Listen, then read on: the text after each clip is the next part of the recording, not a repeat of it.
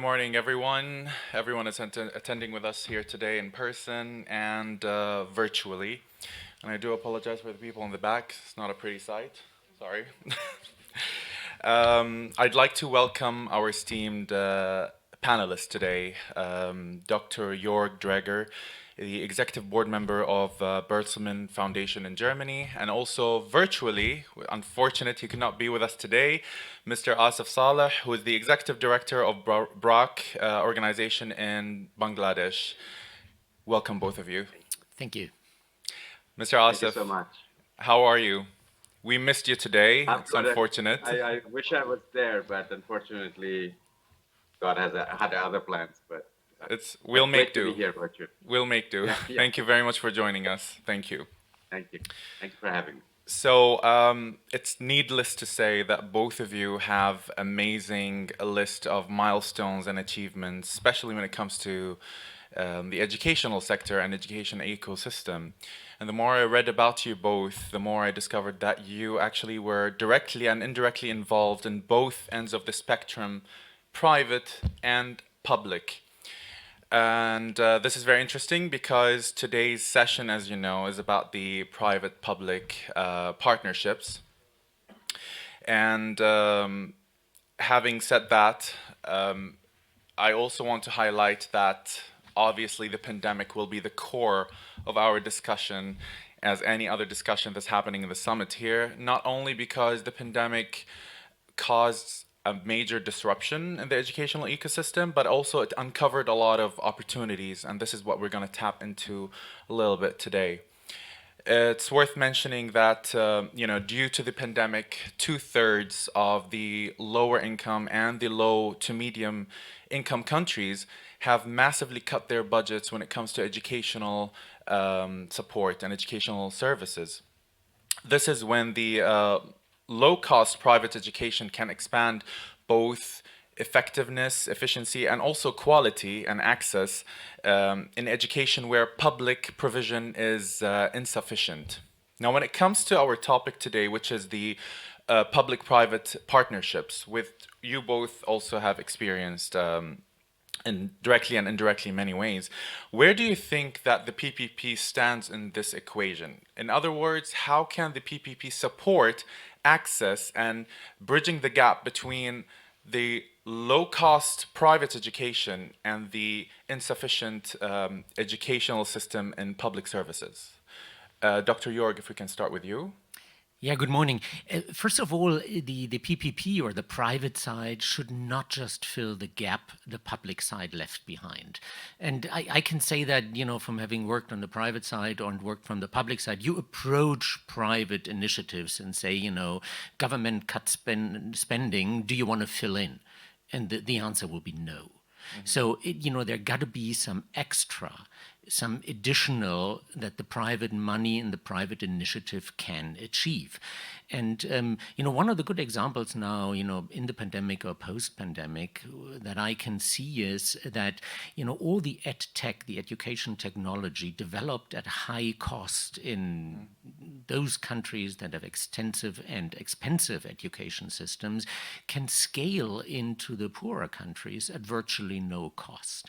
So all the development for personalized education, for motivating content, for, all this good stuff in education technology could be brought with the help of the private side in those countries that haven't developed that technology, as long as the public side is open to it, provides the infrastructure. And as you can see, it's a give and take. It's a working with each other. It's not the one side withdrawing and the other side coming in. But for example, the public side, saying we're providing infrastructure. And then the private side saying, okay, we've got some great technology which we could scale into your education system, help kids. Mm-hmm. This is a great example because everyone knows that in this particular partnership is kind of a win-win situation, or we at least hope to achieve that level. Mr. Asif, I know that you're directly involved in this whole equation through BRAC. So can you shed some light on the PPP and the effect of PPP in bridging the gap as well? Yes, and I'll share our experience in Bangladesh. Yeah. Sorry, there's a bit of echo happening. We hear Okay. you well. All We right. hear you well. Yeah. Okay. All right. So, and again, we looked at public-private partnership from an access point of view, because while Bangladesh had a big intention and ambition on education of getting everybody into primary school, but the government was very low resource.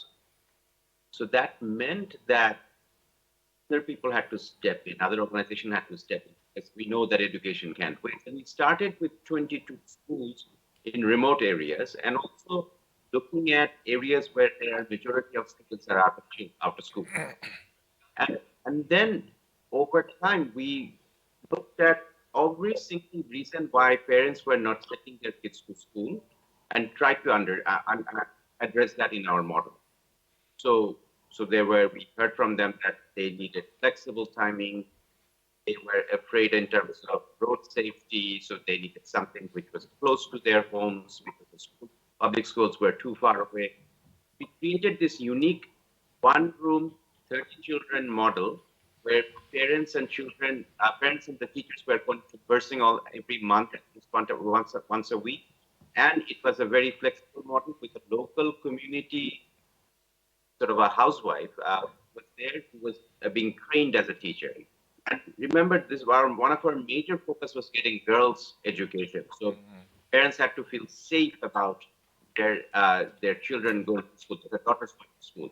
So we private sector came in, our social sector came in a way which addressed not only the access issue, but also the gender gap in this.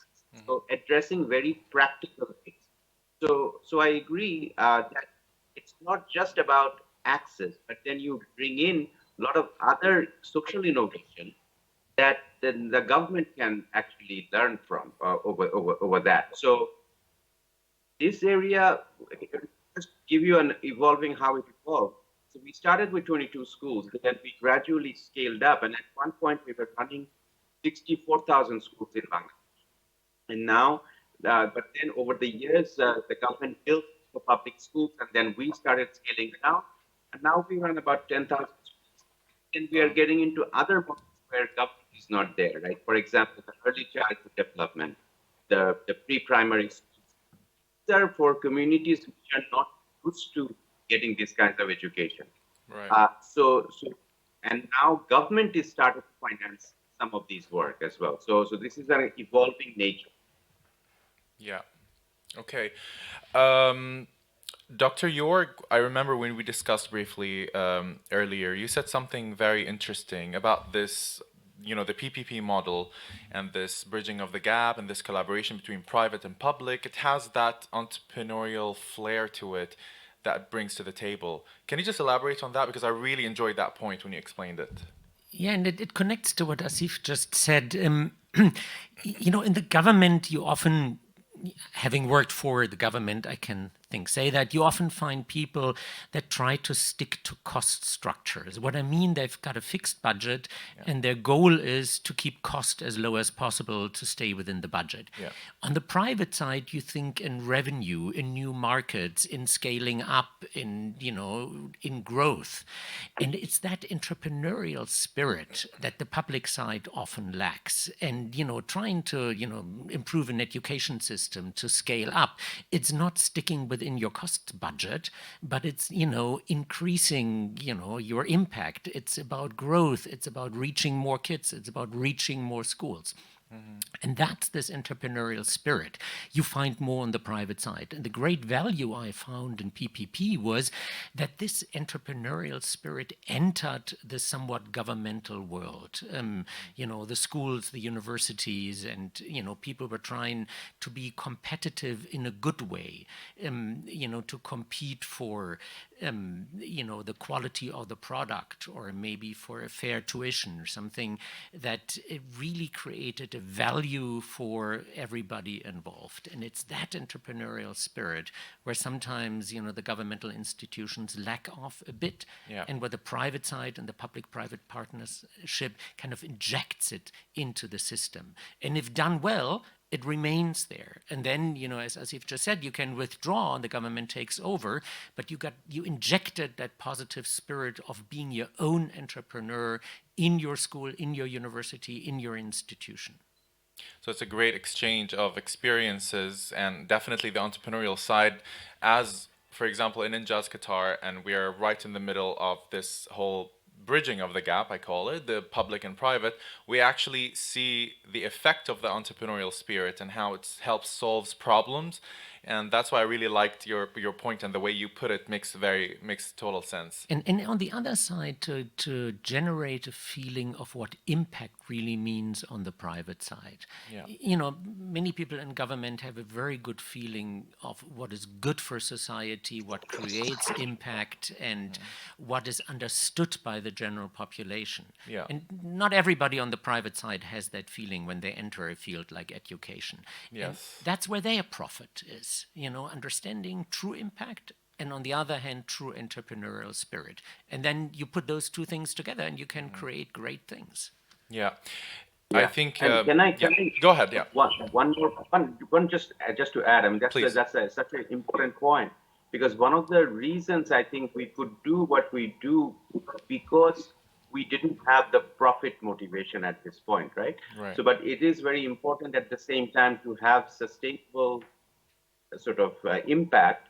You also need to look at financing as a whole. So clearly, I think the financing hit for students who are out of school, who are hard to reach, remote area, you cannot charge fees. I mean, so you have to come up with different price points. And like countries like Bangladesh or another country which is struggling, emerging, you know, you see there is very good appetite for affordable quality education. There are entry points for private sector to come in.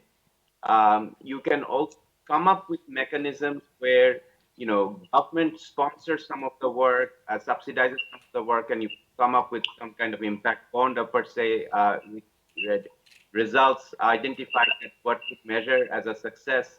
So all of these, you can be creative about it, but I think it's very important to mention that impact has a very different definition, and for the particularly marginalized community, it's difficult to come up with a business model that would be interesting for private sector. So that's where I think this creative mechanism can come really useful.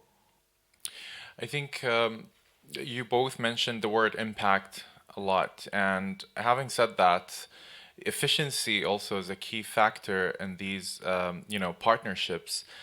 My question is, Mr. Asif, we'll start with you. My question is, when it comes to efficiency and effectiveness of your model, what are the main ways that you can measure the outcome of the milestones, the achievements that you have done? What are the key, let's say, KPIs, for example, that you consider highly important to measure this kind of impact?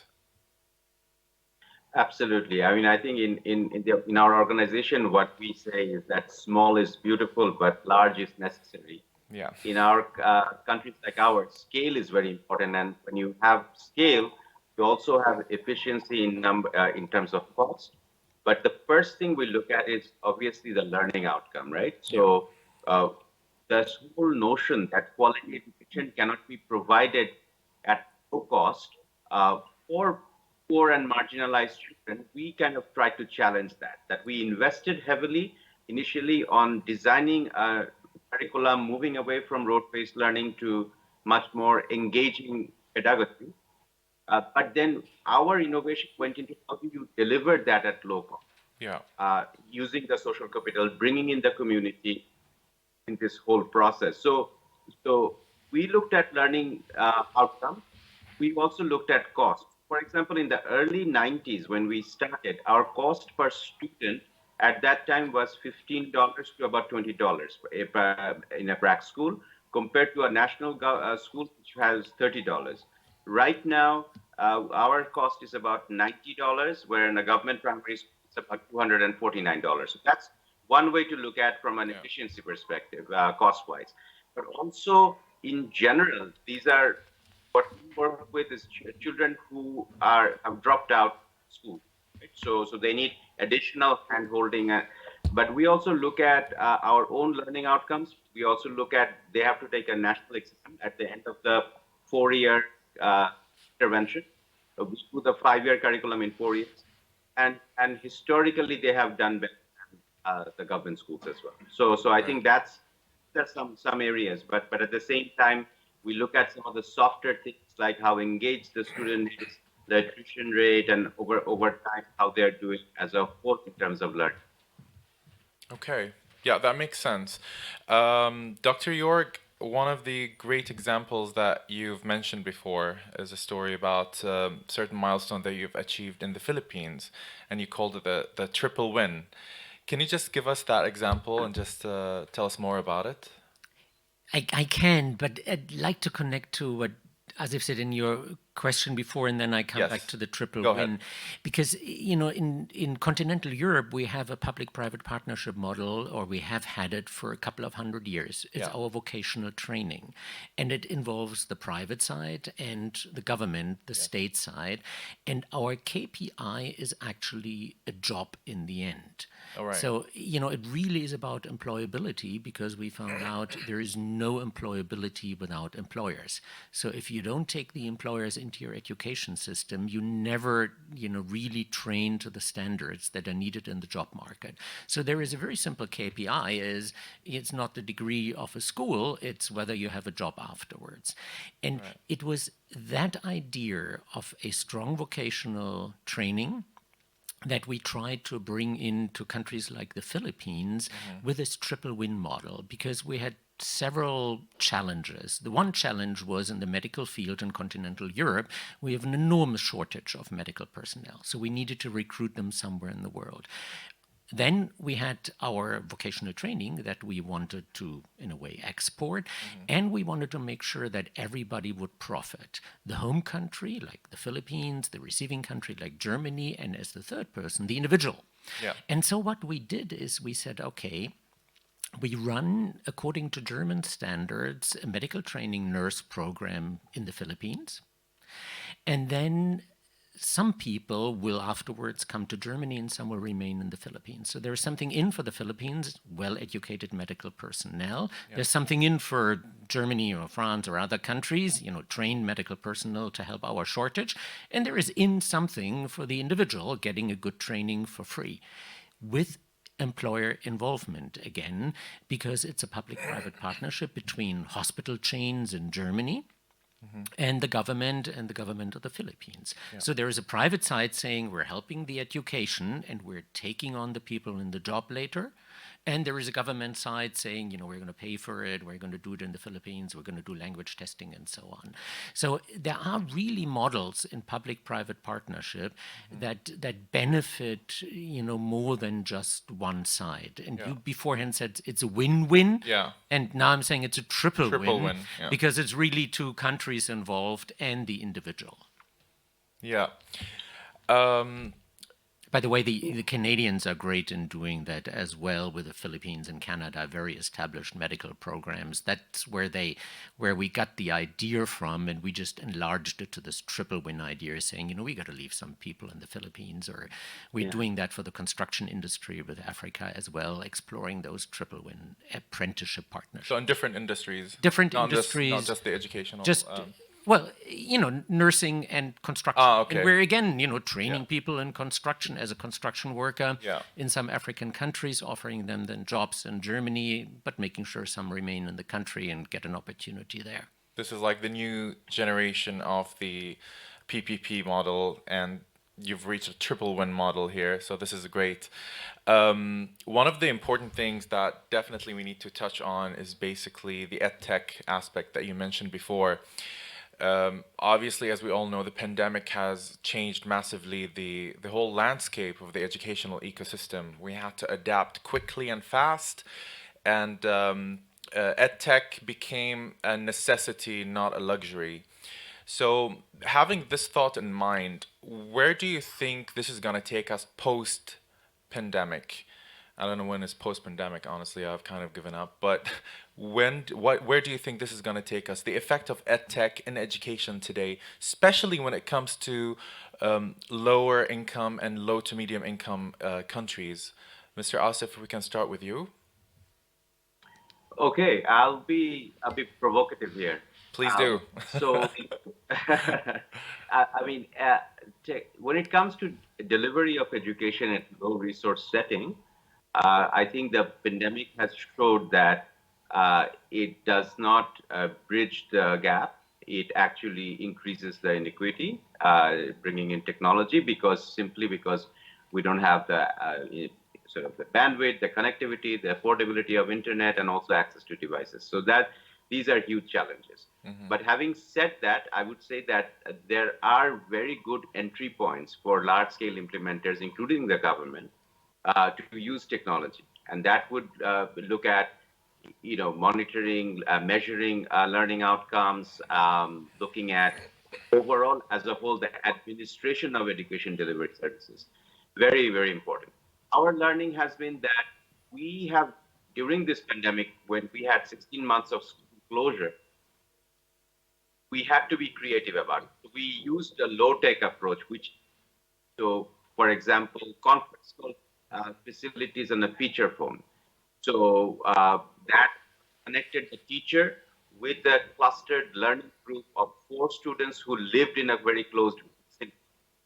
So, and that also involved a weekly visit by the teacher to this group, so that there is some level of engagement. And there's also a weekly phone call, a conference call with these 4 students that would happen. And then we brought in the community's elders and young people to also support these clustered learning groups when needed some help. And then in some cases, we used community radio, right? Community radio accessible through feature phone. So again, some of the delivery of this were complemented by these lessons in community radio. So we had to be very creative. We provided content when the government actually do distance learning through education, through television. So now the question is, what happened after school reopened? And we saw that because of these kinds of engagement within the RAC school, 90% students have come back compared to national schools, which had a far higher dropout rate. So I think we at the EdTech is good, but we also think about low techs which are accessible by people and we use their social capital as much as possible. We bring in the community. Even now that we are moving away, schools have opened, we should keep what we have learned in this process, this homeschooling approach, the learning groups, and involving tech approach. I'll stop there. Thank you. Right, thank you. Dr. York, same question regarding the EdTech and the remedial, educational system. Where do you think this is going? Well, one thing we got to be careful about is also a social gap and a social division because, kids from a strong educational social background, they profit enormously from edtech, and the other one might just get distracted and drift off. So there is really an issue here. But generally, I think, with personalization and competency-based education matching to job profiles, we have a great opportunity that will generate also globally more equity, because not only more people have access to education, like the same stuff everywhere as we had in the early days in the MOOCs, but now personalized education that fits to the individual perspective of a student, and then a chance to prove that you've got competencies and be matched to attractive jobs somewhere in the world. So, I really think there is great potential. Yes, there is the infrastructure and the bandwidth issue, but, once we overcome that, there will be great education for all, I'm pretty certain. Definitely, and we definitely hope for the best, and we see great future for EdTech, and accelerating EdTech and remedial education is happening as we speak. So that's my cue to wrap up. I'd really like to thank you both for being with us today. Mr. Asif, like we said, it's unfortunate you're not here, but thanks a lot for your time. Dr. Jorg, it's a pleasure meeting you in person, and thanks for everyone who joined us today in person and remotely, and wish you all the best. Thank you. Thank you very much. Thank you very much. Thank you. Thank you. Bye-bye. Bye.